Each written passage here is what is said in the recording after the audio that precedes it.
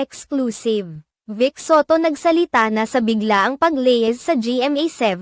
Mainit na pinag-uusapan ngayon sa ilang mga social media platforms at ilang mga news sites ang balitang umalis na sa pamunuan ng GMA Network ang kilalang komedyante na si Bossing Vic Soto. Bagamat ayaw nang magbigay ng pahayag ni Vic Soto patungkol sa nasabing issue, subalit tuluyan ng kinumpirma ni Pauline Luna na hindi na e-ere sa GMA7 ang sitcom na Open 24/7 na pinangungunahan ng kanyang mister na si Vic Soto. Ang sitcom ni Vic Soto ay mapapanood sa telebisyon sa tuwing Sabado pagkatapos ng magpakailanman. Ang nasabing sitcom ay hindi na napanood noong Sabado na labis na ikinalito ng mga taga-subaybay nito.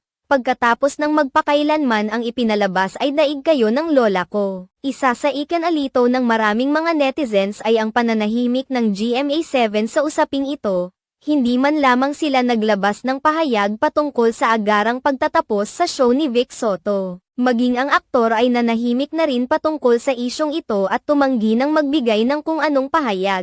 Samantala, marami naman ang nagsasabing hindi na nakakagulat ang pag-alis ni Bossing Vic Soto sa GMA7 matapos ang mainit na isyu sa agawan ng titulo ng Eat Bulaga noon sa pagitan ng TVJ na sina Tito Soto, Vic Soto, at Joey De Leon at ng production company na Tape Inc. Nadamay rin noon ang GMA sa isyu ng dalawang kampo dahil pinanagan umano ng GMA ang Tape Inc. Sa kabilang banda, may nabanggit din si Pauline Luna na sitcom na gagawin ni Bossing Vic Soto sa TV5 subalit hindi pa umano ito napa-finalize sa ngayon.